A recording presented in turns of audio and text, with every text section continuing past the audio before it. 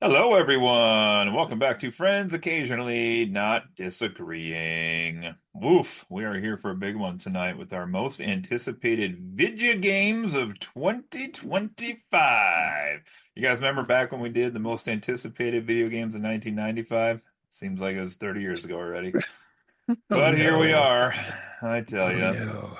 I tell you. Well, we got a full house, I guess, in the house tonight. So let's start off and see what everybody's been up to before I start crying and yelling about all things politics on my turn. So let's go down to Justin first. What you been up to, Justin? I have been crying and yelling about all things politics since the last time you saw me. Womp womp. Uh, uh, Aside from that, I have there was a bit of a New Year's resolution I set for myself to try and whittle down my backlog of games, uh, which it has been an interesting experience. I've played some I probably would not have gotten to in a good long while if I hadn't just had people handing me random numbers. Recently finished Tunic, which is a Zelda-like where you play this little fox guy that washes up on an island and you have to try to figure out why you're there, what's going on. Um, and it was a lot of fun. Very vibrant, very colorful, very antithetical to the real world these days. And I'm taking a small break away from that to continue my side quest of finding a gotcha game that actually is enjoyable for me. And I think I may have found one. It's called Goddess of Victory Nike, and it is very, very much cheesecake. I mean, it's scantily clad, ridiculously proportioned anime girls fighting robots to save the world is kind of what it boils down to. But it's got great production values. It's easy, but it's fun to play. If you don't want to, follow the main plot, you can step into the arcade and play like a rhythm game or a Vampire Survivors clone, and it's free and it offers a lot. And yeah, like I said, it is pretty much just fan servicey cheesecake. But if the Golden Girls have taught me anything, it's Wait, that what? when life is terrible and nothing is going right, everyone deserves a bit of cheesecake. So I am not at all ashamed that I'm actually enjoying this. So uh yeah, that's kind of it for me. Life has been a hectic mess. How about you guys? Have you checked out Brett. the greatest gotcha game? Gotcha for the NES. It's a light gun game. Nice, nice. Pew, pew, pew. Brett, yeah, what have you been up to? Well, I spent most of my week wishing I was still in warm and sunny Orlando and not in frozen Michigan. Uh, and last night I went bowling at league and managed to hurt my hand, and that was Oh no. really unpleasant. My fingers are pretty stiff today, which is not something I usually enjoy. Uh, How about your wife? Just kidding. hey. Waka! Uh, Last night we watched A Quiet Place Day One, which was one of my most anticipated movies of last year, and found it to be pretty solid. It was uh, pretty intense and scary in the way that the first two movies were, um, and I liked the characters for the most part. It was pretty solid overall. There was a cat featured prominently in the movie, and the cat managed to go the entire movie without getting anyone killed, which surprised me. All right. Nice, nice. So good on that cat. Hmm. Um but yeah, that's about it for me this week. Not a lot going on. All right. And how do you pronounce your name up there in the corner to our guest tonight? Joe. Oh, Hello, must be a silent it K. is I, Latvia's favorite podcast host. I have not really been up to very much this week. Mostly mostly things I've mentioned before, such as an additional boxing class and watching and thinking about season two of Severance on Apple TV Plus, which I believe is still one of the greatest TV shows I have ever witnessed. Ooh, boxing still going well? So far, so good. Going to another class tomorrow morning. I'm aiming for two a week, but also mixing in my strength training routine, which I did tonight after work and before this podcast. Do you picture yourself as Little Mac or one of the villains while you're there? Mm, it's like 50-50 Little Yeah. Mac and Bald Bull. Yeah, nice. Do you ever do the bull charge across the gym just to I just feel like like I need to work up to that. the hell are you doing? This guy's crazy. Nice. Anyway, what have you been up to, Cody? Well, I tell you what, I can't really think of anything I have been up to in the last week other than just pure chaos. This has just been super busy with, I am so far behind at work right now, and I have a new English class I'm taking on at some point that I don't know when it begins, whenever this lady decides to have a baby that I'm going to be covering for. So it's also a new experience to not know my start date on something. So. That's intriguing of how that's going to work and come and do that. And I don't know, man. I've been selling a little bit of stuff here and there, like video game and Halloween stuff still, and setting up the Super Bowl, getting the money from everybody for the pool that I'm doing, and prepping some stuff for Super Bowl day, and really just having existential anger at everything political at the moment. I'm just fucking done with the people that have no consideration for other people whatsoever and tell me that I'm the one who is intolerant. God damn it. Drink to that. Just I don't know. Just, yes, I'm out of fucks and I'm out of fucks. Just out of fucks, period. Then we gotta get control of this country back somehow. So there's that. All right. Well, What a crazy story, Cody. yeah, I know, right? All right. Well, ladies and gents, we are here to talk about our other annual most anticipated list for the year. This is going to be our video game choices for 2025, and or as I call it, yet another top 10 list that I won't actually get to in the next calendar year. But it's going to be a good time. We're going to try our best and see how we do. So, let's start with some honorable mentions. Do we all have honorable mentions this evening? I do not.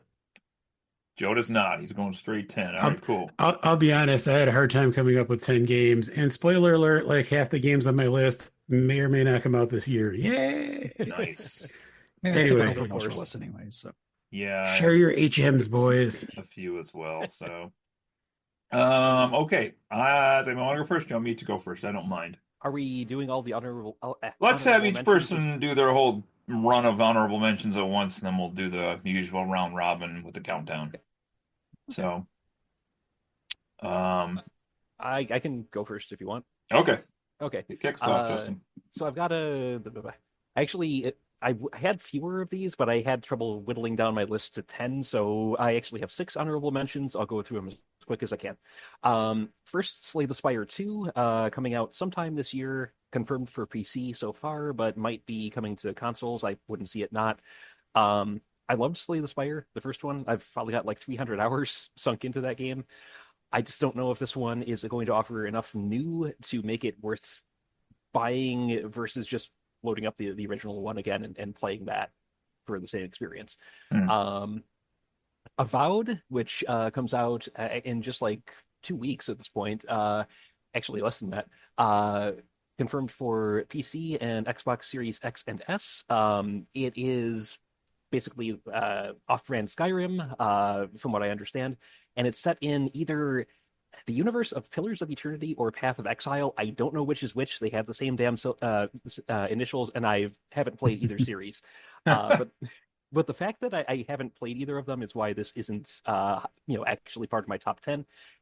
I'm sure it's probably going to be a good engrossing RPG, but I don't know if I need to be familiar with the stuff that came before it to really enjoy it. So definitely waiting for reviews on that one. The rest of them are either ports or remakes. So Stellar Blade, the PC release, I'm looking forward to that. That is actually made by the same people who made Goddess of Victory Nike. Part of why I decided to try that out to see how their work was, and I'm actually rather surprised. I'm excited to see how a more standard format game works out for them. Let's see. The Lunar Remastered Collection, which is Lunar Silver Star and Lunar 2 Eternal Blue, which were both originally Sega CD games. Played the first one back in the day, really enjoyed it. Never got a chance to play the second one. I kind of wish they had gotten the HD 2D remake treatment like Octopath Traveler or like the Dragon Quest III HD remake, but it's still a chance to experience an RPG I didn't get a chance to when I was young, so I'm looking forward to those. The remake of Trails in the Sky First Chapter. It's the first game in a very expansive series of RPGs. That's getting like a touch up, modern graphics, modern controls and whatnot. Experience, the start of this grand sweeping saga. That's for PC, Switch, and PS5. The Lunar Collection, I think, is PC, PS4, and Xbox One, oddly enough, not the current consoles. Possibly a Switch version for that, too. I'm not sure. And finally, the port of Xenoblade Chronicles X for the Switch. That comes out on March 20th. I'm mainly excited because Cody talked that one up a lot, and it might actually give me the incentive to dive into that series because I have the first game. I've never really gotten into it as much as I should have. So those are my 6 honorable mentions. Let's see. Who owns next? I can jump in. The first game I'm going to mention here is a game that I mentioned last year. I believe I stated then that I didn't think it was going to come out in 24, and probably not coming out in 25 either because it got pushed back due to from what I understand, they essentially had a development team on it, and then Universal Studios said, "No, you're not going to do that. We're going to give it to someone else." So this is Jurassic Park Survival. It looks with a little bit of it's not gameplay, it's just like a trailer that they've shown. Looks awesome. It's set immediately after the events of the first movie, and you play a scientist who essentially got left behind, and you're trying to survive on the island with all the dinosaurs and whatnot. Looks like it's going to be really awesome. Maybe it'll come out this year. We'll see. That's why it's on my honorable mentions. Another one I saw called The Occultist, which also doesn't have a set date, may not make it this year. But it's a first-person psychological horror game with a really like a narrative-driven story. The game requires a lot of stealth to navigate this huge mansion full of ghosts or entities, something paranormal, spooky you want to avoid. And you also have to solve puzzles and things to kind of reveal the truth of like what happened to your father in this story. And it seems to have a cool mechanic where you have like tools that allow you to see things that you can't see with your naked eye. So it looks pretty cool. And yeah, that's me. There's two honorable mentions. So. Awesome. I have technically 5, but not really. You'll see here. One of them is I played by the rules this year. The Nintendo Switch 2, obviously coming out this year at some point. So playing fairly. I didn't put that on my top 10 game list for the year, but I'm super excited for that, obviously. Second one, real quick here as well. This is another instance of me choosing a game I have no intention to actually play, but it is the one Justin mentioned, Xenoblade Chronicles X Definitive Edition, and I'm just so happy that it's going to come out for the Switch and more people will get a chance to play what was really one of the better experiences I've had with video games in the last 10 years. Amazing plot and world and combat, and the skills were awesome and all that stuff was fantastic. Go play that. It's going to be awesome, I'm sure. Third one, again, is just going to be a real quick zinger on this too. It's not confirmed that I've seen this is going to come out for the Nintendo Switch 2, but there's also a competing rumor that it may be a launch title for the Nintendo Switch 2, which is Nintendo's port of Red Dead Redemption 2, which I just think might be a fun game to play, which I've never played any of the games in that series. I don't think I've even played a Wild West game since like Gun for the GameCube, which was also a pretty fun game back in the day, but They that might be released fun. Gun on the GameCube. They did. Yeah, I I remember played that on the going around doing Xbox. stuff. Yeah, I think that was a triple Triple System one when it came out. And then my last two honorable mentions, I feel like both are going to make Justin smile, and maybe we'll see them on his list, maybe not tonight. One is called Demon School, which is one of the wackiest fucking trailers I have seen in a long time. It is kind of 16-bit graphics, but also mixed in with scenes of what appears to be best described as like claymation, like real life shot claymation with some really What? creepy imagery. It looks pretty freaking wacky. And I don't know if it's on Justin's list or not, but this is called Demon School. I don't have a date on that one, but looks pretty wacky. And then my last one, also to make Justin smile here, just missing my top 10, is the 100 Line Last Defense Academy, coming out on April 24th, which is both a tactical RPG and also somewhat of a visual novel. And I believe this is being developed by some of the people behind the Danganronpa series. And this also looks kind of batshit crazy. Not as batshit crazy as Demon School, but still looks like a weird mashup of presentation styles. It's just kind of weird looking. It's also like tower defense-ish kind of looks like as well. So it's kind of all over the place with this, but those are my honorable mentions. So, all right, shall we kick this off? Let's kick it. Let's kick it. All right. Do we want to do same order, or Joe, would you like to go first or last? Your choice. I'll go first. Dealer's Let me choice. kick this off by angering Justin Henry. Oh shit. Why break tradition? Number 10 most anticipated game on my list is Metal Gear Solid Delta: Snake Eater. Just to get that reaction from Justin. You eat those snake colons.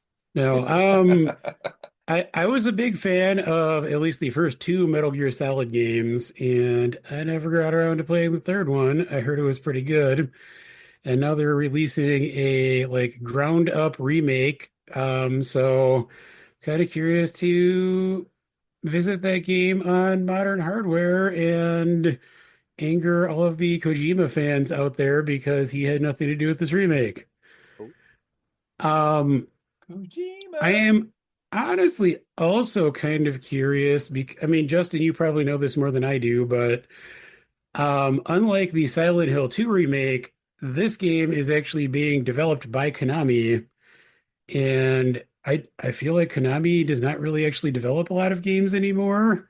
Not these days. Like I was surprised to see that they're actually listed as a developer of this, so I'm kind of curious to see what that looks like in this day and age, an actual Konami in-house developed game. Huh. Will the Konami code work? That is the question. Oh, I hope Yeah. so. All right. Then I guess Justin, you'll go next then? Sure. And I will say Demon School is not on my list because it was on, I think, my list for last year, and I'm kind of following that whole no repeats rule that I set for myself. So with that in mind, my number 10 is called Neon Inferno. It is, I think, only confirmed for PC at this point. It is a interesting hybrid of like retro style 16-bit run and gun shooter with, do you remember the game Wild Guns for the SNES, where it's like it was sort of like a sci-fi Wild West thing where you were in the foreground but you were shooting at a bunch of stuff in the background? Imagine that, but with like a side-scrolling run-and-gun shooter at the same time. So you've got enemies coming at you on your plane, but there's also ones in the background that you have to, keep in mind and try to fight. You can like deflect projectiles, either at things in front of you or into the background, and it looks really interesting, really different. I just don't know how long it's going to be or how much replayability there will be, but this looks like a hell of a lot of fun. Very, very bright, very colorful, and just high octane action. So yeah, it's kind of a dark horse, but yeah, I'm looking forward to that one. Nice. Okay. Number 10 for me. I debated whether I would put this on my list because I did mention it last year, and it was just one that didn't make it out. But it is confirmed for 2025, though no set date. But I am really excited about it, so I thought I'd stick it in here at least. At number 10 is Little Nightmares 3, which the Little Nightmares series is a side-scrolling platformers with like light puzzles. They're set in this world that's kind of like a kid's nightmare realm. You play these little characters amongst um, a bunch of like often larger kind of monstery looking things. The visually it kind of looks like a little bit. There's some resemblance to like stop motion animation or even like claymation at times, which gives it a bit of a creepy look there as well. It's often very like dark and spooky, and sometimes just straight up scary. Also sometimes it's kind of like really whimsical. So really cool. They managed to tell these stories with like little to no dialogue typically. And this one is set to be a 2-player co-op, which looks like it could be pretty cool. And the second game left off on like a really kind of tragic story point. So I'm interested to see if they're going to be picking up back from that point, or if it's going to be kind of a new story that they're telling. I'm not certain where they're going with it, but this is going to be on PC and all consoles, it looks like. So yeah, I'll definitely be interested in picking that up when it does come out. Forgive my ignorance. Were the first 2 games not co-op then, you're saying? Correct. They were just single player. Oh, I didn't realize that. Okay. Okay. Cool. Are you doing scores tonight, Brett? Attempting? I can do that quick. Not that we throw that job on you every day at the last second. Okay. Well, recapping, Joe picked God of War, Valhalla Part 6, and Justin, you had what for yours? Neon Inferno. Bukkake High School. Oh, you're going Just to your you wait. 1 already? Yes. Okay. Well, my number 10, a trend you'll see on my list tonight is all games that are not sequels. So here we go. What? My number 10 is a Metroidvania that I found some info and some trailers for called Mio Memories in Orbit. This is, as I said, You're just saying words. No, I'm not. Not this time, actually, but it is a Metroidvania that has very beautiful art styles and also music. Very haunting, actually, music. Essentially, you play like my understanding is at least like a little robot who wakes up aboard this huge spaceship and finds out basically that the system has broken down somehow, and so you're exploring this giant spaceship. I think trying to like figure out what happened and ultimately like save the spaceship. But it looks kind of cute in like a kind of a Hollow Knight style-esque way, but the visuals and the music alone on this one has me intrigued. If the gameplay is good, then that should be a pretty solid game, I think, all around. So Mio, Memories in Orbit stands for apparently. So there's that for my number 10 today. And Joseph, kicking off our ninesies. All right. My number 9 is a game that is probably not on anyone else's list, but that's true of most of the games on my list, I feel like. You and me both. It is Fatal Fury: City of the Wolves. It might be on Justin's list. We'll see. So the Fatal Fury series, I feel like, was never as popular, at least in North America, as other fighting series like Street Fighter and the Mortals Kombat. But I seem to have encountered a lot of arcades in my youth that had various SNK cabinets, and I always really enjoyed playing their fighting games. And this is the latest iteration of the Fatal Fury franchise. Apparently, it is the first new Fatal Fury game in 26 years. Wow. Also, 1999 was 26 years ago. Yeah, that probably makes sense. So I'm really just kind of curious to see what it looks like from that perspective. The art style looks pretty cool.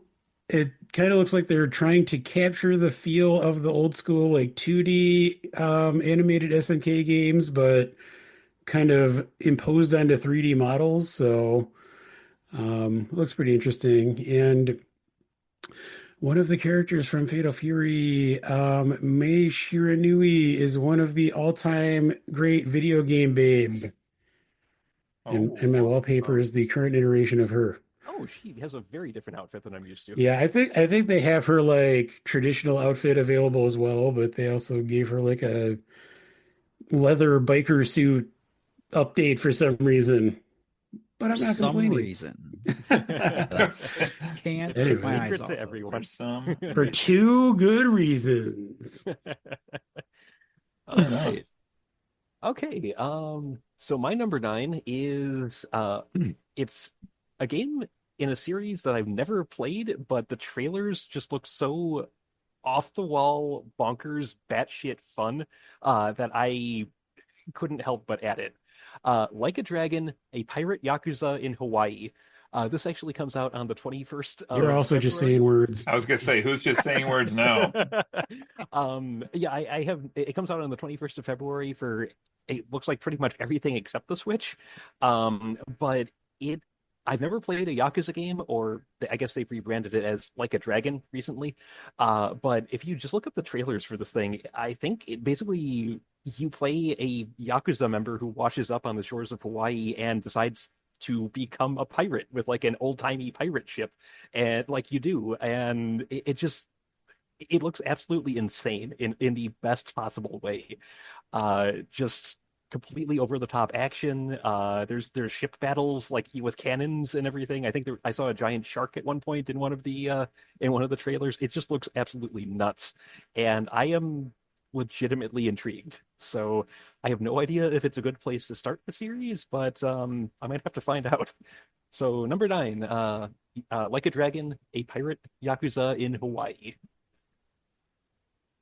I find it interesting because the Yakuza games are like really wacky and like past a point where I like do not like them. But what I've seen from the Like a Dragon series, which is also just really crazy and wacky, I have seemed to like what I've seen from that so far. So I think you'll be probably be happy with that.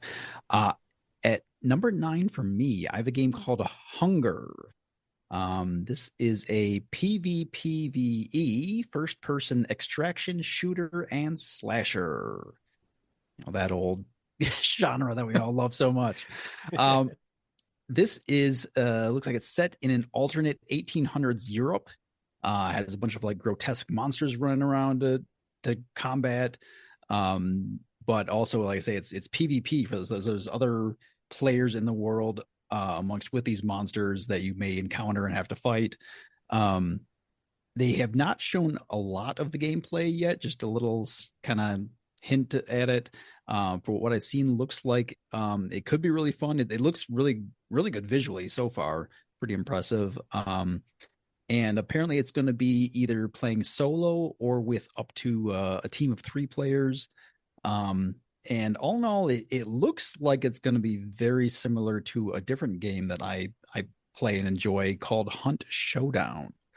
So I think it's going to be very similar to that gameplay where you kind of drop into a map. You have to like fight for loot, and then you like leave the game. You essentially can like leave the map when you want to, and like you get to take the stuff that you've collected with you, or you can just be greedy and keep looking for more stuff and may or may not die. But it looks like I would really like the theming of this one, so I'm interested to give it a shot. It is supposed to have an early access release sometime in 2025, and this looks like it's probably going to be on PC, but I don't think that's confirmed yet. Did you notice how the guy who's having to write down the cumulative scores, he chooses a game called Hunger? And Justin's like pirate, Yakuza, Hawaii, dragon, penis dragon in the sand, something. And I'm willing to bet it's not going to be Justin's non-wackiest title tonight as well. We'll have Or to find out. wackiest title, as it were. Okay, my number nine, I have to break my rule I just made for this one, so apologies. I'm not going to say a ton about this one. It's the newest game in the Civ series, Civ 7. Comes out on February 11th, basically every system known to mankind, I'm sure.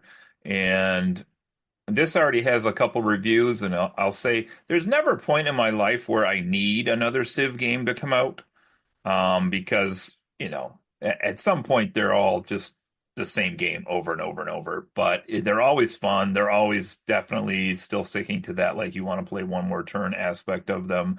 This one's had a couple reviews come out already, and from what I generalized from those reviews is that they tried to roll the game back a bit in terms of how complex and difficult some of the like subsystems were in that. In the reviews I've seen so far, actually kind of hammered them over that because they said they actually kind of dumbed the game down too much, and like you can't get into access things that you normally would have been able to like micromanage.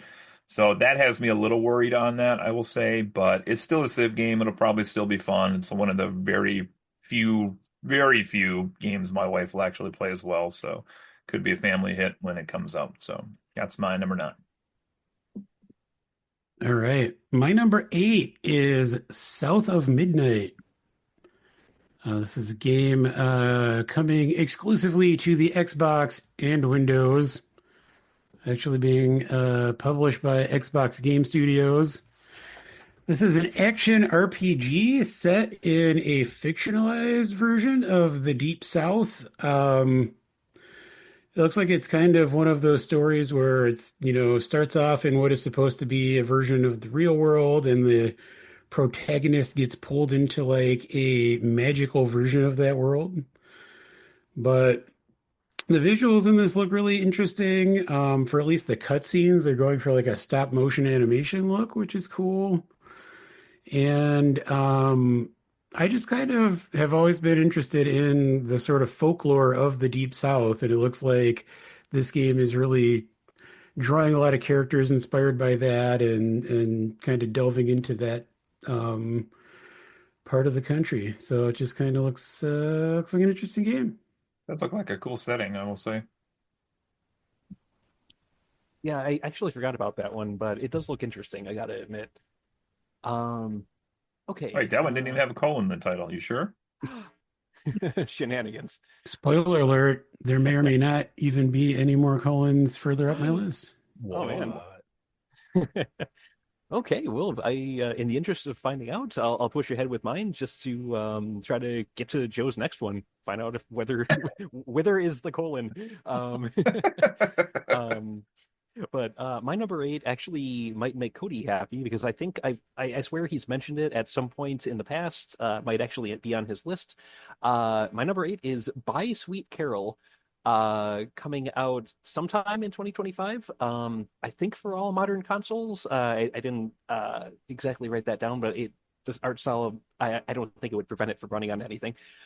It kind of looks like if you took the old Dragon's Lair arcade game and put it on a 2D plane and made it more of a platformer. It is a hand-drawn platforming adventure game with kind of a slight air of unease or horror to it, where I don't exactly know what the story is, aside from the fact that you play a girl named Carol, who's trying to either solve a mystery or just survive these circumstances and the strange things that are chasing her through these very beautiful hand-painted storybook kind of environments. The visual style of this one alone is enough for it to be on my radar. So if you're in the mood for something that's just visually striking, keep an eye out for Buy Sweet Carol sometime in 2025. No set date. At number 8 for me, I have a game called The Midnight Walk. This currently doesn't have a set date, but I believe it's confirmed for this year. It is a dark fantasy adventure with horror elements. And what makes this really game interesting, and it stuck out to me right away, is that the way it was visually crafted was they literally handmade everything in clay, then 3D scanned that clay, and then used those models to make the animations in the game. So everything looks exactly like it's just a clay model, because it was at one point. And the overall effect of it basically makes it look like you're playing in a Tim Burton movie, which seems like a pretty cool experience. from what I can tell, it looks like it's a story-driven kind of linear adventure. Um, and I don't have much more on that, but it does look pretty interesting. And to my knowledge, it's on going to be on PC only, but I have not confirmed that either. The trailer I'm watching has PS5 and PSVR 2 actually as Oh, other platforms. So okay. yeah, and that does look really cool. Yeah, it looks pretty Yeah. sweet, I gotta be honest. Yeah. It's the Midnight Walk. Oh, that's me then. Okay, great. My number 8, I got to break that rule I made earlier for just for 1 second here. Well, it's not a sequel to me because I never played the first one, but I mean, maybe this is going to return the favor for Justin. I don't know. I don't know what the fuck this game is, but I'm intrigued by it from what I've seen, and I certainly didn't play the first one. This is already out, actually. I think its wide release was January 31st of this year, so just a bit ago.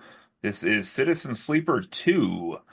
And again, I don't know really what's going on in this game, and Justin could correct me, but I gather there's some element of choices in the game that you're picking, some sort of a dice system that's also in the game. I don't know if that's like to select actions that you're doing or how that works exactly.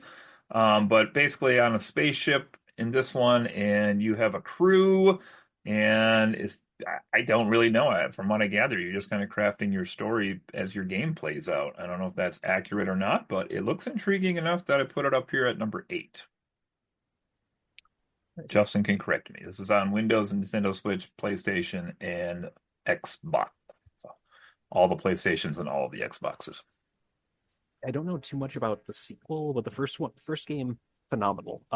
You played as an AI that's downloaded itself into a synthetic body, and are trying to basically escape corporate control. Only problem is to keep your consciousness from deteriorating, you need a certain like treatment that is only administered by the corporation. So the first game is all about you trying to build your story, like you said. Um, but you are also trying to find any way possible to keep yourself alive and Hmm. sane without attracting the attention of the corporation. Fantastic game. Well, not the score drop, but so far it has a 9 out of 10 on Steam and an 8 out of 10 on IGN. So there's that. All right, Yosef. My number 7 is a game that has been announced for 2025, but I would be very surprised if it comes out in 2025. It is probably the most anticipated game overall in the world by all of the gamers everywhere. Yes, it's on my list too, higher It up. is Grand Theft Auto 6. Not on my list, actually. Grand Theft Auto 5 I thought it was the best-selling game of all time, but apparently it is the second best-selling video game of all time after Minecraft. Oh, right. Yeah. Well, that's cheap. Come on. So this is the sequel to the second best-selling video game of all time. It's been a very long time in development. Like a lot of people around our age, I was a pretty big fan of at least Grand Theft Auto 3, Grand Theft Auto Vice City, Grand Theft Auto San Andreas, and Grand Theft Auto 4.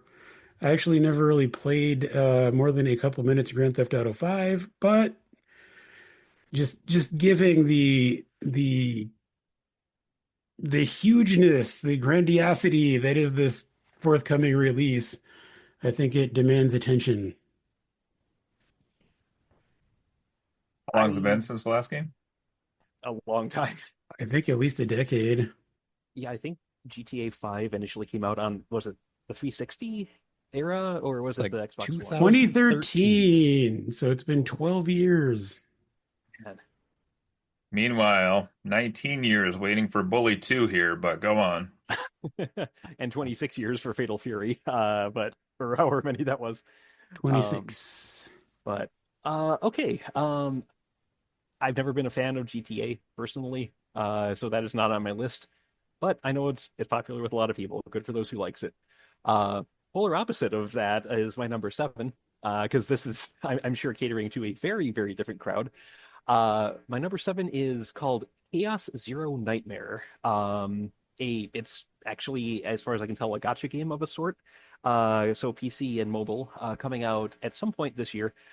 But this one caught my eye just because it has deck building mechanics from the look of it, which I've always been a fan of, and a sci-fi horror kind of setting. The the story, as best as I can put it together from the questionably translated trailers, is that at some point in the recent past there was a world-shaking event that something we refer to as, I think, the chaos or something like that, where it drove humanity off planet, and all of the attempts to try and reclaim, Earth have failed until and it's it made the planet kind of the air unbreathable. There's horrible monsters running around, that sort of thing. And from what I understand of the story, the powers that be decided that, well, we can push people really, really, really far to try and take back Earth if we just wipe their memories after every battle. And that is a really freaking dark narrative element. So yeah, it seems like a very strange and yet very, kind of compelling story. Plus the monster design is just fantastic from what I've seen. Um, so yeah, it's a choice I only discovered like I think yesterday. This one's flitted across my radar, but I'm kind of curious about how it shapes up, especially with the deck building mechanic. I've always liked that ever since Slay the Spire. So yeah, number 7, Chaos Zero Nightmare, PC and mobile. Number 7 for me is a game that has been very long in development, and there's a lot of people who are at this point probably doubtful it's coming out this year, but they think it already should have been out probably several years ago. This is called Hightail. It is a sandbox survival adventure. It's essentially a better looking, more immersive Minecraft with some more RPG like features. It's actually made by people who played Minecraft and loved it and then said, wait, we can do better than this, and went set out to make their own version. Still very blocky, but much more detailed models, much more engaging dynamic combat, different weapon types and abilities. There's more multiplayer options, including like mini games, apparently, like mini game mode that's like not the regular survival mode. So it looks interesting. As I talked about last week with watching the Minecraft movie, the kids and I play quite a bit of Minecraft usually together, and so definitely interesting because Minecraft certainly, while can be fun, also has some really bad flaws that make it sometimes almost unplayable, like really annoying. And so my hope is that this will kind of correct some of that, and but still have all the stuff that makes Minecraft really fun. So as I said, this doesn't have a set date, but they're supposed to be having open play testing sometime right about in the middle of the year. And this is going to be PC, consoles, and possibly mobile, from what I can tell. So Interesting. I don't think I've even heard of that before, so interesting. My 7. All right, I guess I broke my rule again because I didn't even know this was a sequel until I just looked it up in a different way right now. So my bad. This is apparently game 2 of the series. Didn't know that. Wouldn't know that by the title. Justin will shake his head at me. My number 7 is a game called Ender Magnolia Bloom in the Mist. This came out on January 22nd already. Ender Magnolia Bloom Bloom in the Mist. Where Although do I you guys was even find these games? very hesitant to use the phrase Bloom, but there it was. Ah, This is another Metroidvania, which is apparently it's the first one called Ender Lilies. It's apparently the first game, quietest of the nights. Yes, so this looks cool. Again, you're gonna see a common theme on my list tonight, which is really interesting art directions. This one looks really haunting as well. It's kind of again a little bit of a blend of like a little bit of like tech and a little bit of ghostly apparitions or some magic in this one type things as well. Kind of intrigued by what appears to be, and I didn't play the first game, but like real-time recharging for different attacks that you have, I thought looked kind of intriguing in the trailer, where I saw somebody like apparently like their Y attack they could reuse as many times as they wanted to as like standard, but X like they used it and then it had to like recharge before they could use it again. For whatever reason, I actually usually like that in games when I can try to figure out like how to attack an enemy until I'm able to reuse some of these things again. Kind of makes you forced to try some different strategies, I think, which is good. So this is another one I'm intrigued by. I don't know what's going on with me in Metroidvanias. This is a genre that I like, but also know that they take a long time typically to explore. So this comes out, well, it's already out, but it's on Windows, Switch, and the PlayStations and Xboxes yet again here. So that's my number 7. All right, my number 6 is possibly not actually a game. I feel like The this could be Encyclopedia. a little bit debatable.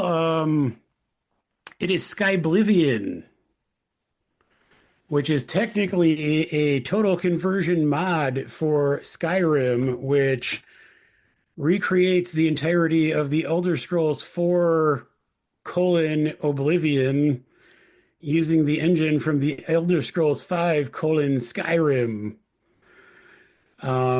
which is kind of weird because Skyrim itself is 14 years old now. So they're rebuilding an old game in the engine of a slightly less old game. But I have mentioned before on this very podcast that the Elder Scrolls 4 Oblivion is one of my very favorite video games of all time. I actually spent a lot of time revisiting it last year, and I still love it. So I will take any even slightly shinier version I can get of it. I mean, I wish it was like a ground up remake in, I don't know, Unreal Engine 5 or some actual modern engine, but this is probably the closest I'm going to get. So I'm excited for it. Well, Cody, if you are basing all your picks off of visual styles, have I got one for you? Try Uh, me. my my number 6 is called Wander Stars. It's an RPG coming out for the PC and the Switch, with which has a very like 1980s anime aesthetic, like straight, including like the softer, almost blurred CRT kind of lines that you'd get from an old VHS tape kind of thing.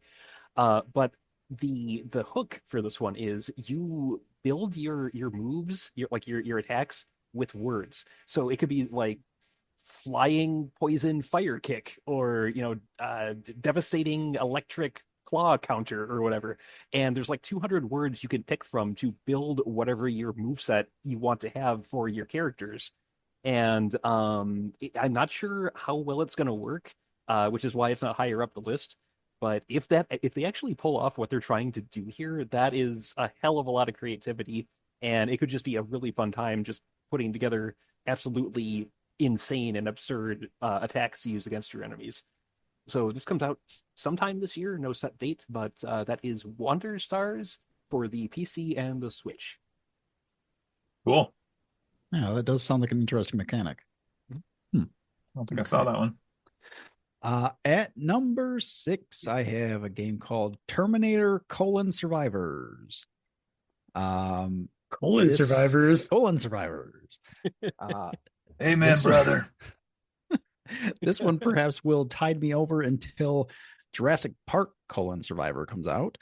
And it's basically set in, as you might have guessed, the world of the Terminator series. And is a survival / looting / extraction type game, apparently. It takes place like 4 years after Judgment Day.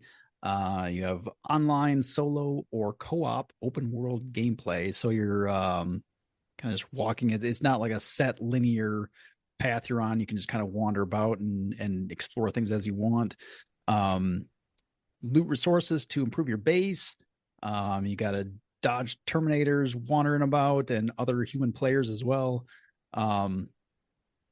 they haven't shown much about the gameplay to see exactly what it's going to be like.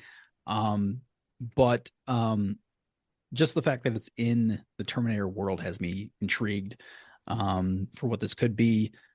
So we'll see. I don't know if it's going to be like an open-ended kind of just survival game where you just kind of play endlessly, or if it actually has a linear story that comes to an end. But this looks like it's coming out on PC, Xbox, and PlayStation sometime confirmed for this year, but no set date.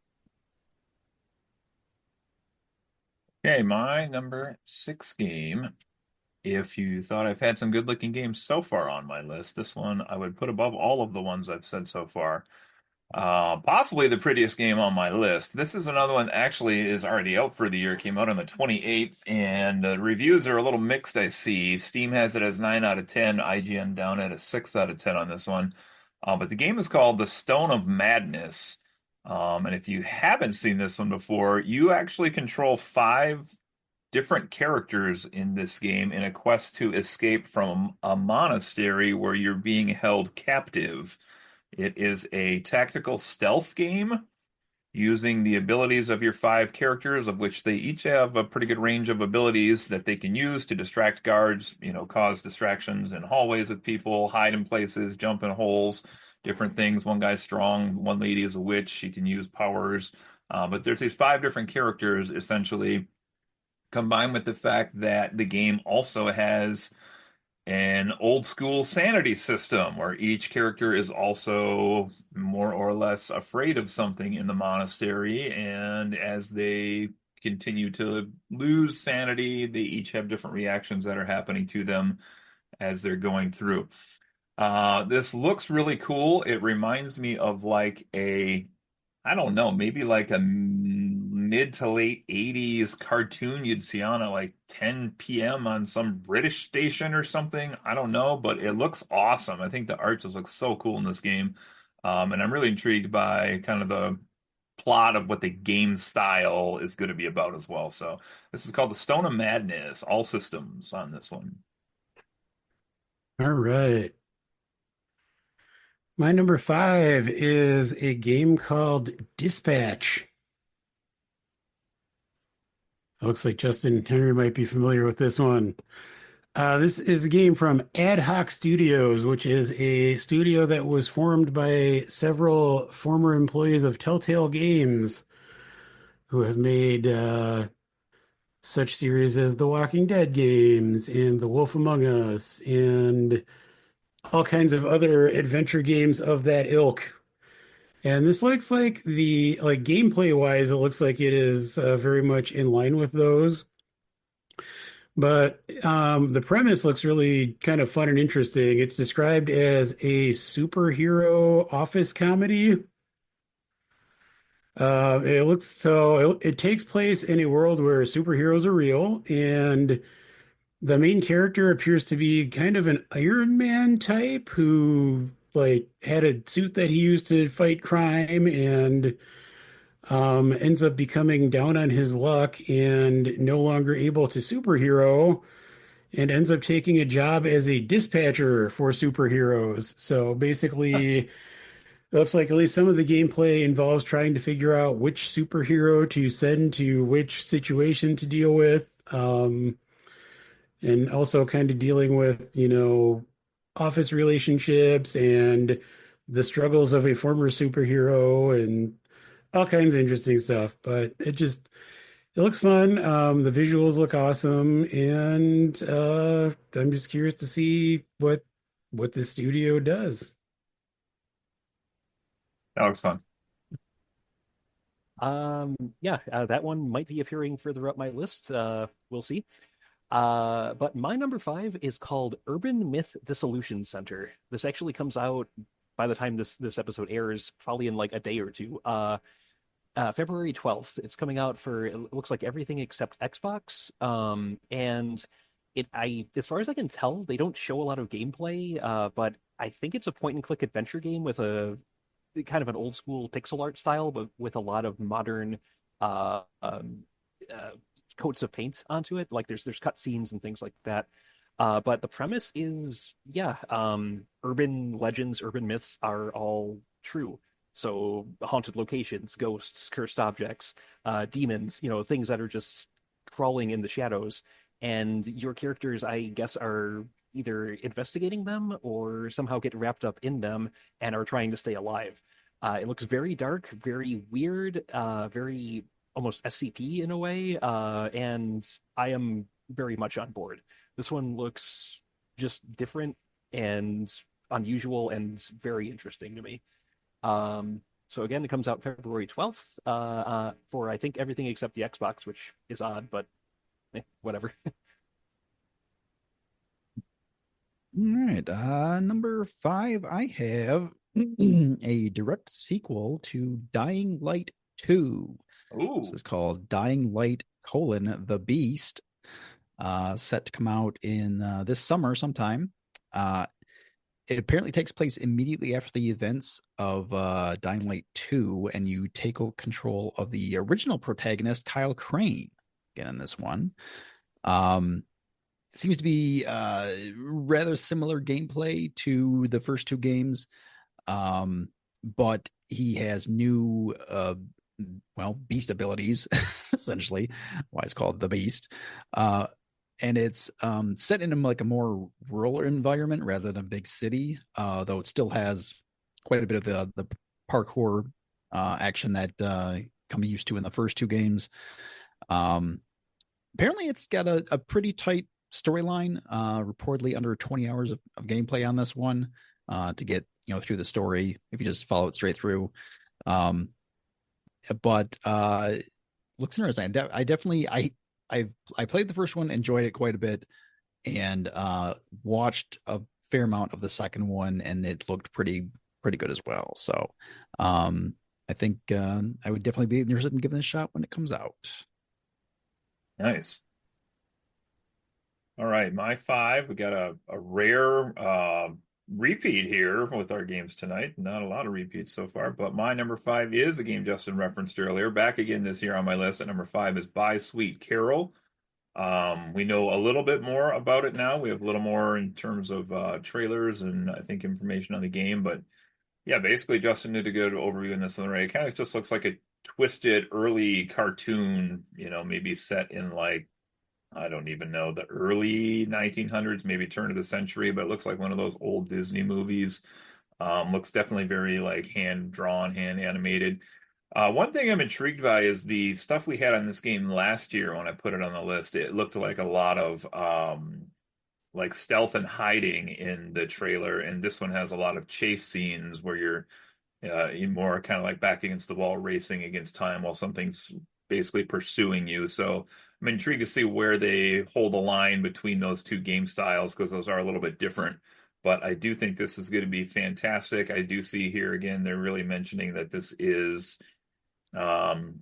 probably, if not directly, some kind of metaphor again for the women's suffrage movement. So I'm intrigued how that plays into this as well, if at all overtly in the game. But this looks pretty fun to me. Buy Sweet Carol, all systems, comes out hopefully 2025 at some point. So. All right. at number 4, I have another game that has been announced for 2025 that may or may not actually show up in 2025. And that game is Judas. This is the latest game from Ken Levine, who is the creator and director of the BioShock trilogy, amongst other things.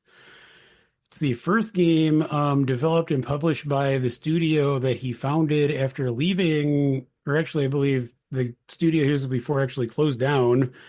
But this is Ghost Story Games, and I'm a big fan of the BioShock trilogy. I enjoy all 3 games, even BioShock 2, I feel like, more than a lot of people. And I'm just really curious to see what the creator of that trilogy is going to do next. From the early kind of trailers we've seen, it very much looks like BioShock in space, but not in the way that System Shock was already BioShock in space before BioShock existed, like a different kind of space.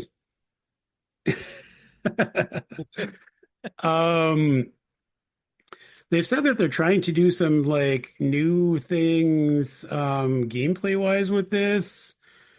They've described what they're trying to create as being like narrative Legos. Basically trying to make like a very customizable storyline so that like decisions you make throughout the game have like much more of an actual impact on the game than in other games that say that your decisions have an impact on things.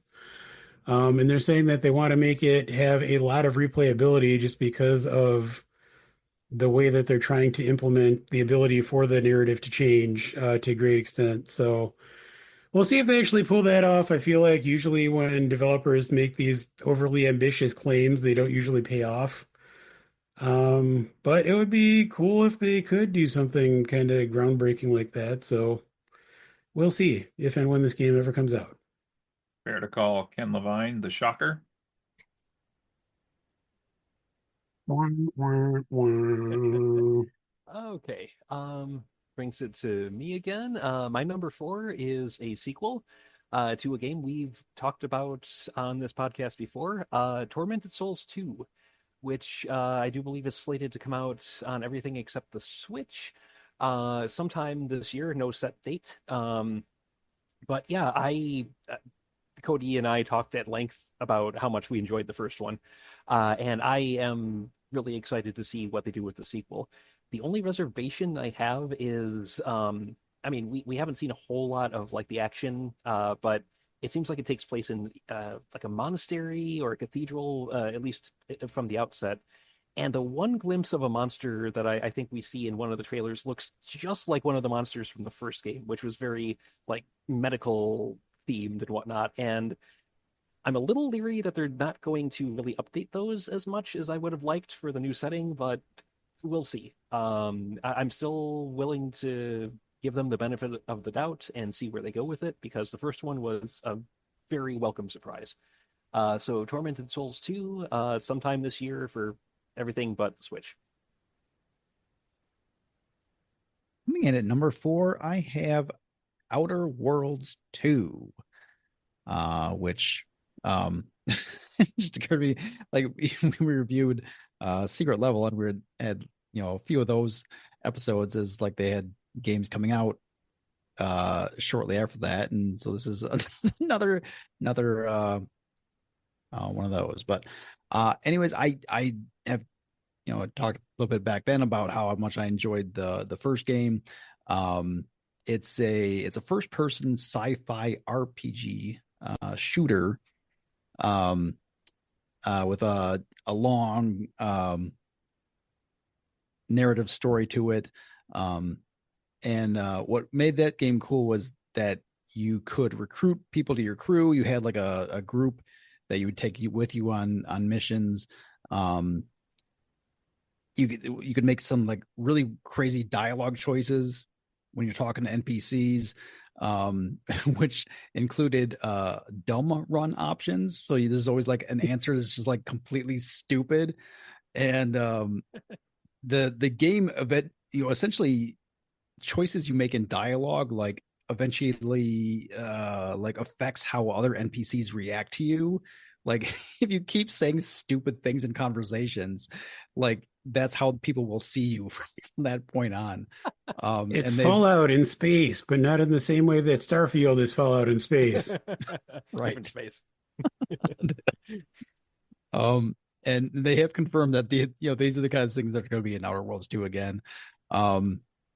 There's just kind of crazy situations like wild weapons, and just a fun experience along the way. So if it's anything like the first one, I think I'll enjoy playing this again. This is coming out on PC, Xbox, and PlayStation, confirmed for the year, but not a set date. So All right, my number four is Duke Nukem Forever. Part two? Parentheses, Hollow Knight Silksong. Unparenthesis. Boo. Oh my gosh. Supposedly, from what I've gathered, we have a fall 2025 date on this now, but we'll see. Uh-huh. Where did Uh, you see that? we will see. We will see. Not much needs to be said about this one.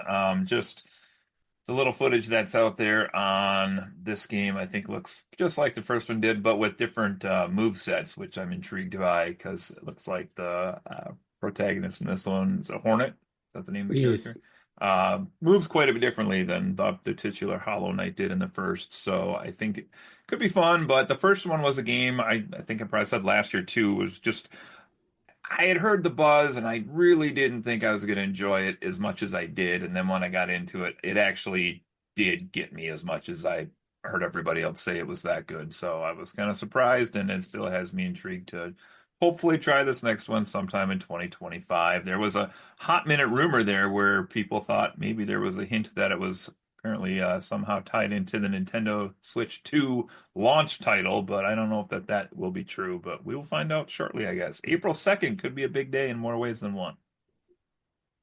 Likely on all systems, but I have no details on that.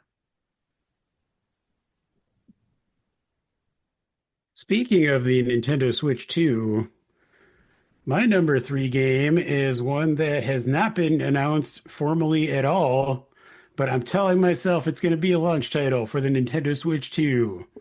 For Mario Sunshine 2. And that is Mario Kart 9, whatever it is called. Ooh. It has now been over a decade since we got the last original Mario Kart title. Mario Kart 8 Deluxe is nothing more than an expanded version of Mario Kart 8, which came out in 2014. That being said, Mario Kart 8 Deluxe on the Switch 1 is probably one of the games that I have played the most of, especially over the last few years. It's one of the rare games that Alexis and I play together pretty often. It's a game that, we have played at various events, we gentle folk. It's a game that I've played with other configurations of friends. It's just a great game when you're getting together with people, especially people that are not necessarily as into gaming as some of us are. And based on the kind of teaser we saw during the Switch 2 announcement, reveal, trailer, whatever you want to call it, it looks like they're expanding the number of racers. People, I think, have said that it looks like there are maybe 24 racers possible at the same time, which is twice as many as we've seen previously. So that feels Crazy. like it can open up a lot of possibilities. Yeah, I want to see what Mario Kart looks like on I have to say more powerful Say the console, word. Say the but using the word words. powerful in any sort of relation to a Nintendo Switch, be it one or two, it just feels wrong. So The Ventura hatred. it's my number 3. Nice. Okay. My number 3 has already been mentioned. It is Dispatch. Again, coming sometime this year for PC. And yeah, it just looks cool. I loved some of the games that these people who worked on in the past, like the Walking Dead Telltale series was just phenomenal. The first one was one of the only games that's ever made me cry. If you've played it, you know. So they have some very strong storytelling chops that they're bringing to bear here. And I've always been a fan of the lesser known and lesser appreciated superheroes, like in general. So the idea of a game, set in a superhero world and just completely creating its own roster of heroes and villains, out of whole cloth, that also really appeals to me. So really looking forward to this one whenever it actually drops, but sometime this year. Number 3, Dispatch. At 3, I have a game which I have already played. What? Is it a remake? Is Nope, it early access? It is. They have a demo out. Full release is not available yet, But this is called Into the Dead: Our Darkest Days. Um, and honestly, having played the demo, I I am really interested in playing the full release of this. I would move it up the list, except the games I have above it, I'm like really super excited for. So, uh, it's a side-scrolling zombie outbreak game. You lead a group of survivors. You start out with two characters who have like differing kind of character qualities at your disposal, but you can kind of recruit other survivors throughout the game.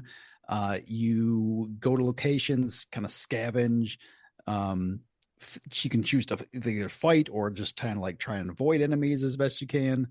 Um, and you really have to kind of balance like physical and mental needs of your group in order to kind of maintain order within your survivor group. Um, it's really cool because it has like some very nice looking like 2.5D graphics, but it's a side scroller, so it looks really nice. But the fact that it's a 2D game space really kind of creates some interesting like kind of gameplay choices. And what kind of drew me into this also was that I saw a bit of it, like a trailer, and I thought this looks a lot like this board game I have called Dead of Winter, which I love the game, and like I never have anyone to play with. And I said, "Hey, this looks like that board game," and it really is. It's like the way the game feels is very much like that board game. Um, and it's very difficult. I found out quickly that you definitely want to try and avoid the zombies as often as possible rather than fight them, because your weapons will degrade and break, and it's hard to find new ones, and then you're kind of SOL. But yeah, as I said, having played the demo, I'm even more excited for this one. Looks like it's going to be on PC only, as far as I can tell. But so there's demo available out now, and it's set to full release in the summer. Pretty good. I was just watching some gameplay there. It's pretty cool. Okay, to me, I think here, my number three, believe it or not, there was once upon a time a system that I owned that I really only kept around for one game series. I can only think of one instance of this in my entire history of playing video games. Um, and that system was the Nintendo DS, which I was actually not a big fan of, believe it or not. I bought one, but I was not a big fan of it. But I kept it around only for when I would fly places to play one game series. And we are getting the first proper installment in this series in 12 years this year, although they have had a game similar to it here, but God, even that was 7 years ago, it says. This is the new Professor Layton game, Professor Layton in the New World of Steam. I love this series, and it's like there is an oddly complex story that's in these games with characters that you interact with and how they intertwine their little stories. It's not like a particularly deep game. It's almost more like a Scooby-Doo mystery type thing, maybe more complex than that, but about that fun. And the concept behind the game is Professor Layton is like this Sherlock Holmesian type guy, and he has a little sidekick guy. And as they visit around various locales, sometimes it's one city, sometimes they travel a little bit more, they encounter all these people who basically are always like, yeah, I have information for you, but I can't tell it to you because I'm just so distracted by this knot puzzle that I have in front of me, or this letter puzzle, or this find a whatever puzzle. And so you have to solve this mini puzzle that they have, and you'll do, various places you'll find like a hidden puzzle someplace in like a cuckoo clock or in a cigarette stand outside the cafe or something. And so there's usually like 100 puzzles you have to solve in these, and sometimes you can find as many as like 160, 170 puzzles that are optional. that you can just kind of add in on if you want to. But these are fun. There is like a meta story that goes on. Occasionally, there's like a mandatory puzzle you have to do, but the graphics in these are really fun. It looks like you're playing like a cartoon, and the quirky characters that you meet actually maybe are in a way a little bit of like thank goodness you're here before there was thank goodness you're here, because that's about how wacky all these people are that you meet. So How super excited to smacky they have are. yeah, there was less smacky bum bum in these that I recall, but I always love these, so I'm excited for Professor Layton in the new world of Steam sometime in 2025. All right, my number two is a game that has been mentioned previously, I believe, all the way back in the honorable mentions. It is Avowed. As I mentioned, The Elder Scrolls is one of my favorite video game series, and this is the latest entry in that franchise. All right. Is So it much. Pillars of Eternity or is it Path of Exile? It is Pillars of Eternity, Okay, which thank you. I have not played any of the previous games in, but this game, at least when it was first announced, was basically sold as The Elder Scrolls, but Obsidian, kind of in the way that I do feel like Outer Wire or The Outer Worlds is kind of Fallout, but Obsidian, but not Fallout New Vegas, which was developed by Obsidian. Can understand. Um, anyway, Avowed, apparently they have kind of downsized the scope of the game a bit, and they're saying now that it is similarly sized to the Outer Worlds, which, like Brett, I quite enjoyed that game, but I think my only criticism was that it felt a little bit too small in scale. Um, but I'm curious to see what they do with Avowed. While they did decrease the size of the game, they did say that they're focusing a lot more on character and story, which, as Brett said about the Outer Worlds, is something that Obsidian does quite well. Um, First person action RPGs like this and the many Bethesda games are probably my favorite genre of games. So I'm just excited to have a chance to scratch the itch while I wait on The Elder Scrolls 6 in 10 years. But man, what a teaser image they had at E3 Oh, yes. 2020 or whatever that was. Uh, man. Okay, my number two is I think the only looking through here. If not the only, it's one of the only AAA games that I actually have on here. Uh, it is Doom: The Dark Ages, which I loved. Doom 2016, fantastic game.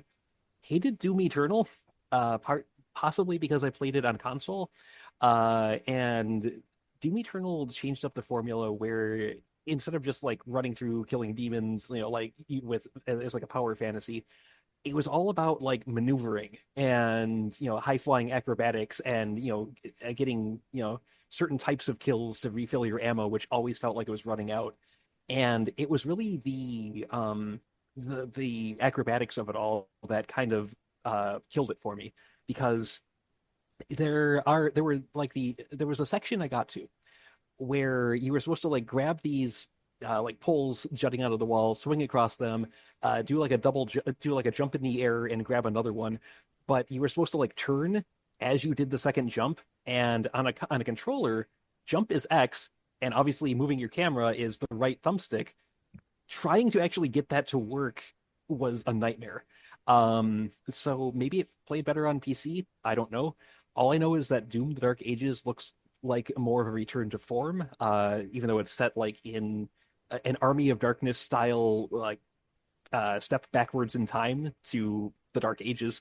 But it looks much more like the traditional, just find guns, kill demons by the buttload, and just enjoy the carnage sort of experience. And I really think that sounds appealing after the way 2025 has started off.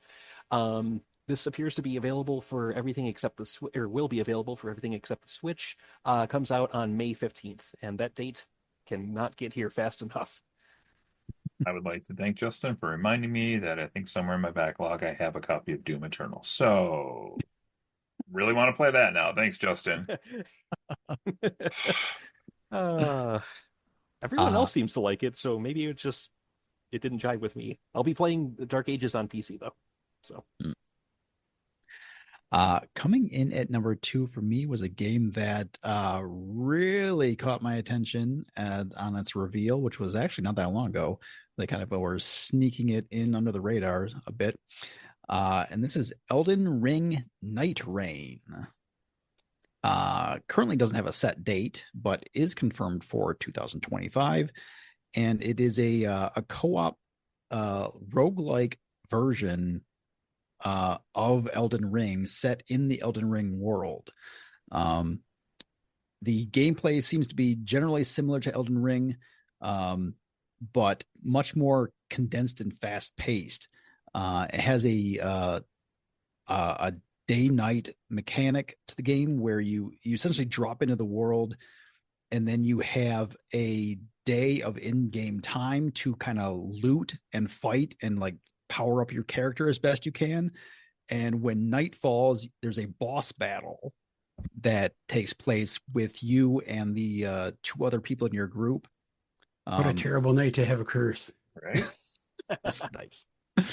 Although you can't play this solo, I believe, but I think it's like built around like a 3-person team experience. But essentially, you fight the boss battle, and assuming you survive that battle, you go on to day 2, start the process over again, and then have another boss battle at the end of that day. And say it has some sort of roguelike type mechanic to it, where you're kind of like unlocking things along the way that you can use in future games, future rounds that you play. I feel like the battle royale like kind of feature to it, where kind of forces you into like a certain space on the map for a boss battle. Sounds like a pretty cool concept.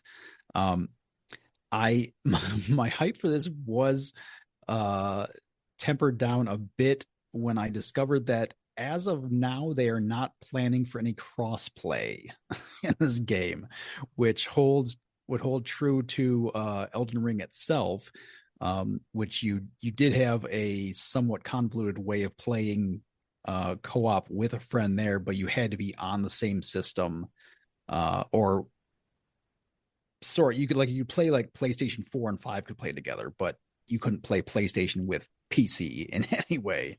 And the 2 friends in particular who I would be most interested in playing this with both play on PlayStation. So if I got this, I probably would be playing solo, but still pretty darn interested in seeing what this is, because I really did enjoy Elden Ring. And just the way this game works sounds pretty interesting. So they say no set date, but confirmed for this year. Nice. All right. Well, before I get to my number 2 here, I'm going to do a quick shout out to Tony Fontana, who is texting me right now. I did find out I've that never he heard of this individual. made it through the fires in California okay, so that's good to Oh, hear. Thank you good. to our Good. first Yay. responders out there. Oh, now good. Yeah, I thought you never heard of him. I was kidding. I know you're I'm missing him He kidding. so wants him to much. die. He's actually Cody. yelling at me because apparently he paid me for 3 Super Bowl squares, and I never got that message from my wife. So Oh no. Oh no. just had to refund him his money. So, but small talk is good as well. All right, my number 2 game has been mentioned once, but not by somebody I would predict, but maybe by someone I'd predict. This is a dubiously named game coming out in 2025 called Mario Kart 2069:69. This is the new presumable racing game that I think will probably launch with the Switch 2 later this year. I believe it will be a Nintendo Switch 2 exclusive as well. So it's No. only available for Switch and PC. So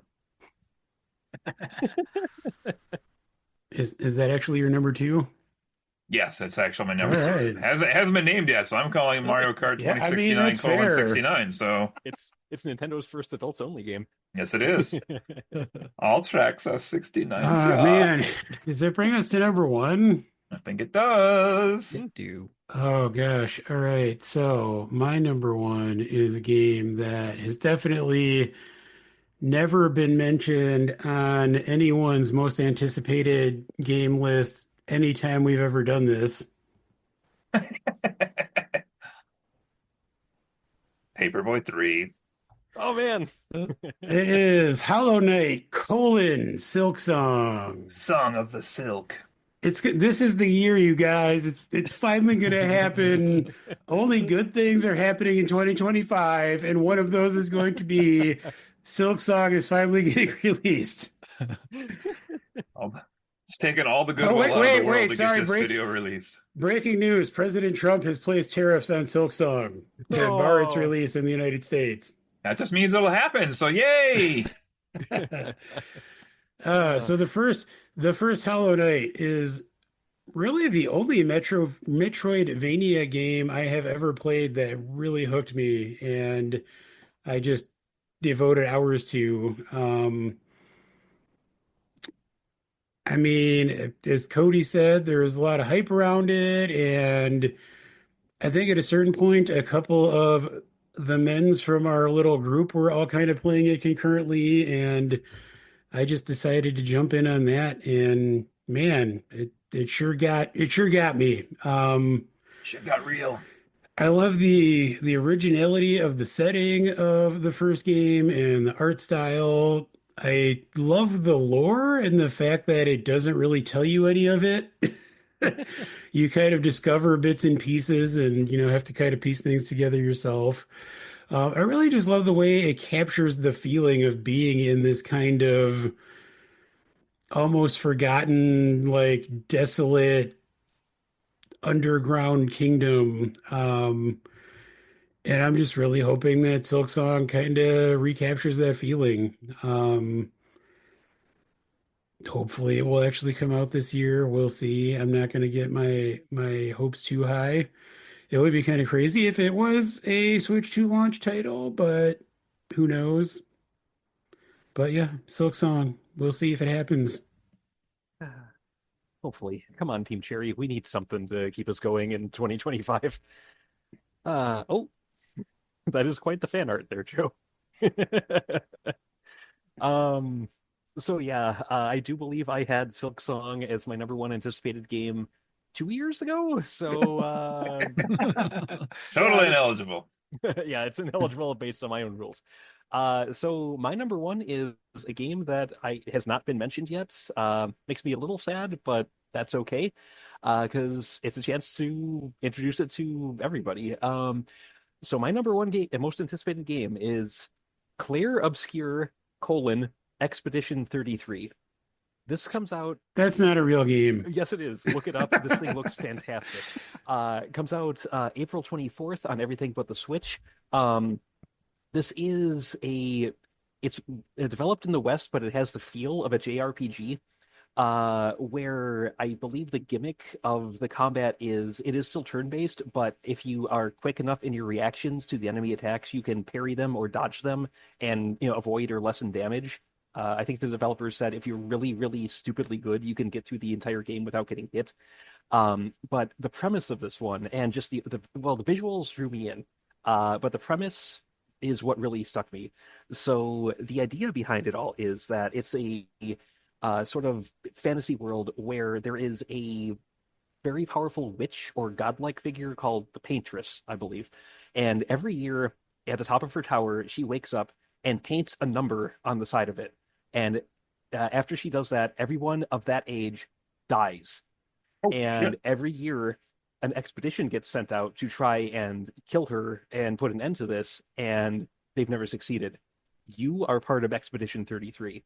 And that is just such a cool, unique concept. And if you look at the gameplay, just the visuals, to me, this game looks incredible. And especially when you factor in the fact that it's made from a smaller team, I've heard it's only going to be like $50 when it comes out, rather than the 70 plus that a lot of games that look like this tend to go for these days.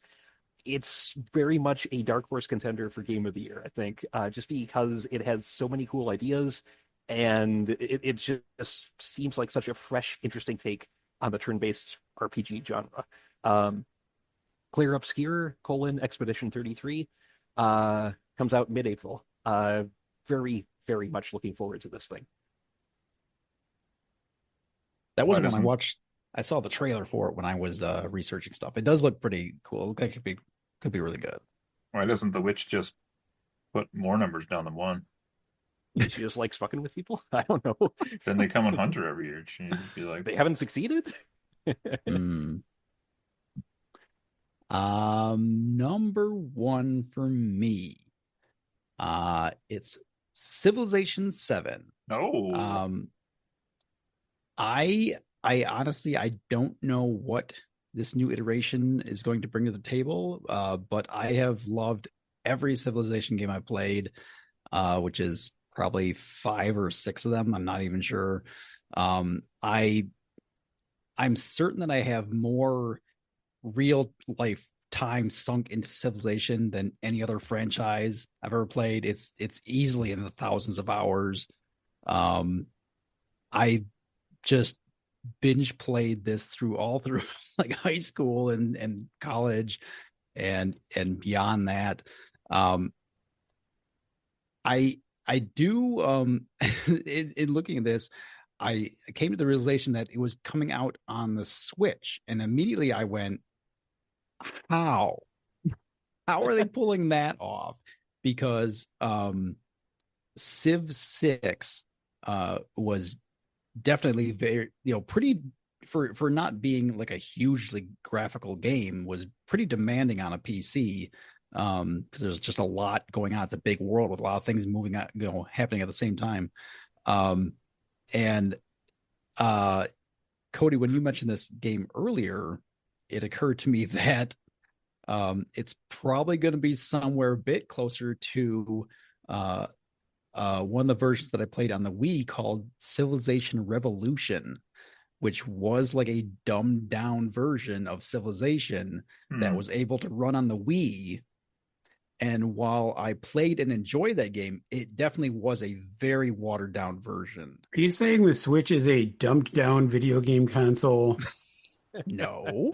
What? I will say Civ 6 is. I have Civ 6 on the Switch, and it's the full game. We've played that many times through. Okay.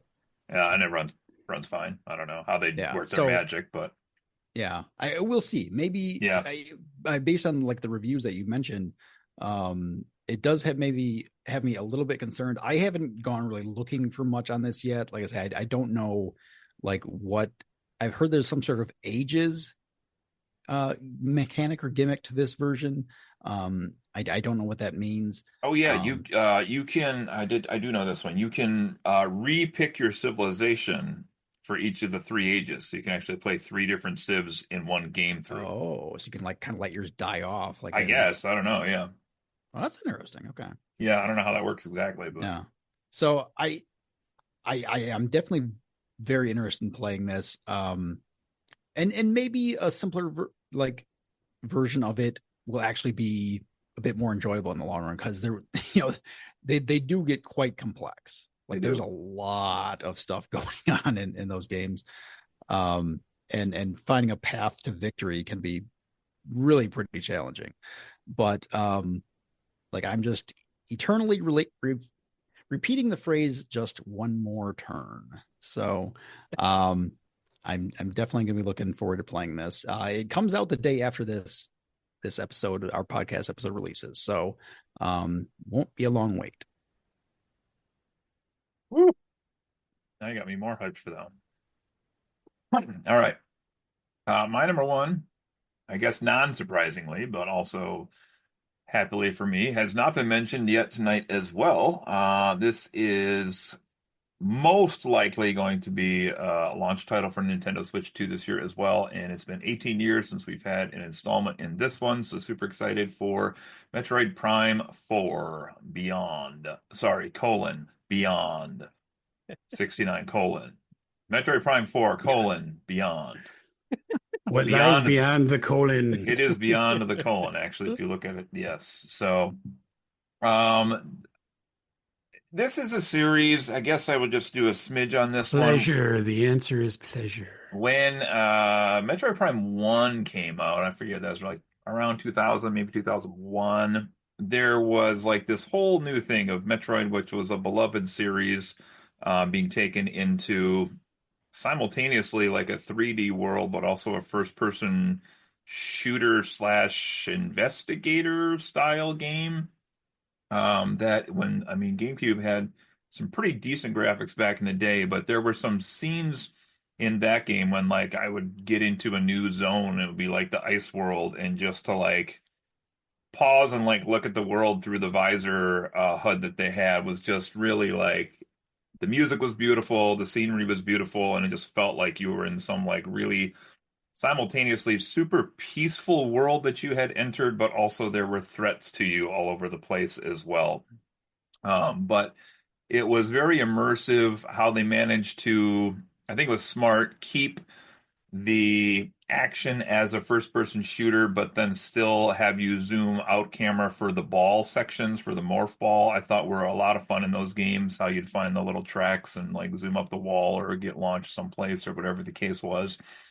Um, the first one I really enjoyed. The second one I also really enjoyed. I never had a chance to play the third one. I think it is in some iteration out on the Switch somewhere, but I haven't played the third one.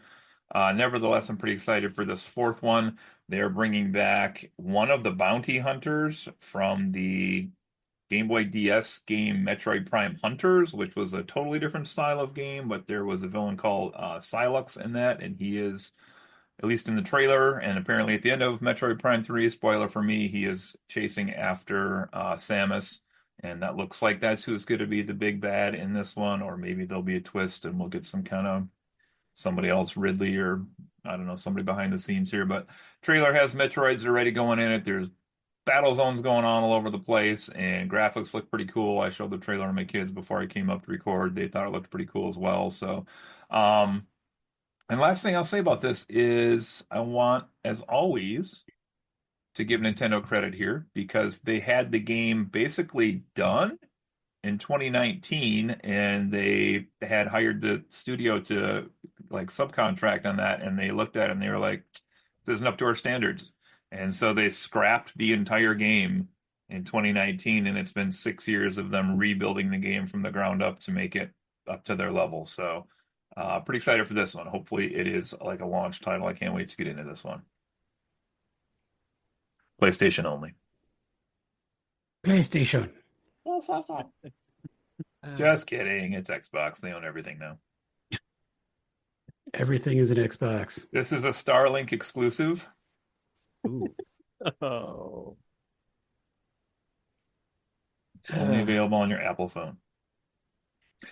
Okay, well. All right, tune in for next week when we'll name our top 10 reasons to despair this year. Ooh, that could be a fun podcast. Just 10? Plus, I like that the Super Bowl will be over as well, so that'll be good. Although maybe I'm more despairing now, but well, we had just a ton of overlap there, so I can't wait to. Yes. How many different games did we list there, Brett?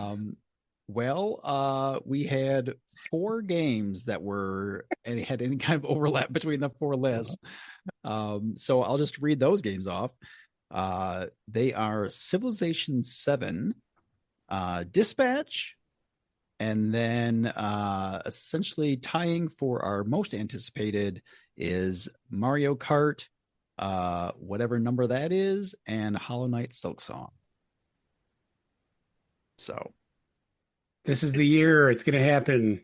It's so funny how we're like, I don't know. I guess there are just less movies released in a year than video games, but it's so funny we do the movie list and we're like, these were the 9 that were on 2 people's lists out of 3 hosts. Then we do this and we're like 30 some games out of 40. Yep. Pretty crazy. Pretty crazy. All right. Okay, well, check this out. What do you got? The first Hollow Knight was released in 2017, which was the year that God Emperor Trump took office the first time. Yep. That means Silksong is absolutely coming out this year. The Yeah. beginning of the rest of God Emperor Trump's never-ending reign over our lives and hearts and minds. Interesting. So what you're really saying is Half-Life 3 confirmed. I Wow. have heard that there is apparently a new Half-Life game in development, Oh, but we'll see. Only quarter life. Take Okay. it easy, Anybody Elon. got anything to finish up here today? I don't even know what our next topic is. I don't know if we have I was just planned about to past ask. this. I'm not sure Next week, either. let's do top 10 most anticipated constitutional freedoms we think we'll lose this year. Oh no. Yeah, Uh, should be a good time. Hint, it won't be the Second Amendment. All right. Oh no. There's that. Yeah, I don't know. I guess next week will be a surprise to everybody. So there we yeah. go. Any last closing thoughts from anyone here today? Nope, we're just ending on a dark note, I guess. What do you mean? We just named all these beautiful games we have coming out this year. Well, a lot of which we think are coming out this year, but it's going to be a good time. So Justin, the 100-line Defense Academy didn't make it on yours, huh? I don't You have a son of good a enough feel. bitch. I don't have a good enough feel for the gameplay. Like it Son of is a like a tower bitch. defense, but like it's also narrative focus. It looked. I'm interested, but especially because I gather the Danganronpa main creator sunk a lot of his life savings into making this game, so I will be picking up a copy regardless. But I don't know if I'm really hyped for it yet. So we'll see. We'll see. Well, sounds good. Okay. Well, that's going to do us here on another episode of Friends Occasionally Not Disagreeing. And today we didn't disagree because we all had different choices. So that would mean we didn't Did disagree. disagree. So I guess we did disagree. You're right. We Can did we end not this not podcast disagree. now? All right, Bid us fine. goodbye of podcasts. Bye. All right. Bye, everybody. Bye. Bye.